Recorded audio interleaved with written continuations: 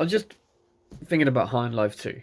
I've completed it and I've just been playing around with it, and I think it's one of the most important games to come out in 2022 for so many different reasons. But the main primary reason being is that it proves gaming critics wrong. Because up to this point, gaming critics have so much influence and sort of power over a game's success and how many people are likely to play it.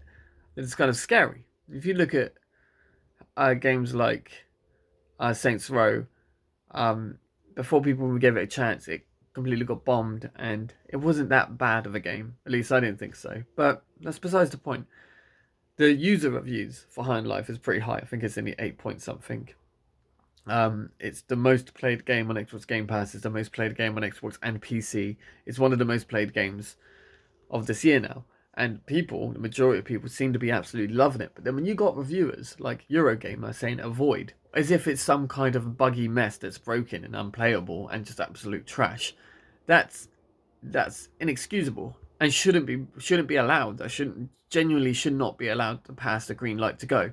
Or sites like Pure Xbox, where some miserable old fucking bold cunt gives the game a shit review saying it's stoner humor, and yet everyone in the comment sections of that website, or majority of people in the comment section of that website, were saying they played it, they loved it. They're not stoner. They don't have a stoner sense for humor. They like it. It's sort of the gaming critics were borderline insulting players that found it funny or liked it. It's kind of like a pretentiousness, highbrow, fucking. I don't know what that is. It's weird, right? And I genuinely suspect if that game came out exclusively for PlayStation, it would be sucked off dry. Like, oh, it's the best game since fucking God of War. It's retarded, but that's how it is. No, High on Life is a funny game. It's a fun game. It's inventive. It's just, to me, it takes me back to those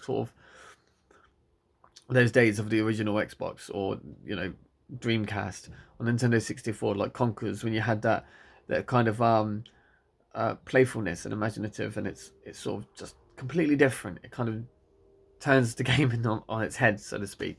But yeah, High on Life does have desired sense of humor, and if you don't find that kind of comedy funny, you're not going to find the game funny. That's fine, but to shit on it just because you don't find it funny is good.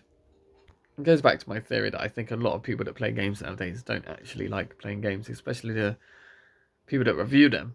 But it was a very odd saying, like giving it like a 0 out of 10, saying to completely avoid it, giving it the lowest review they could give it, just because they didn't find it funny, just because it did not resonate with them.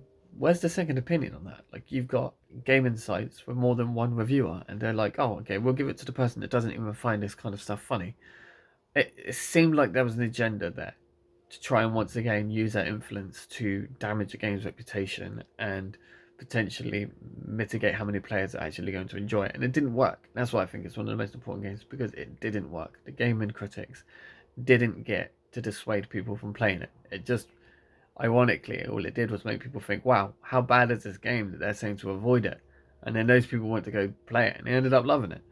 So, and places like IGN gave it 8 out of 10, which was surprising. I'd assumed IGN would be far more critical than places like Pure Xbox and Eurogamer. But yeah, I think it's a good game because it proves I'm wrong.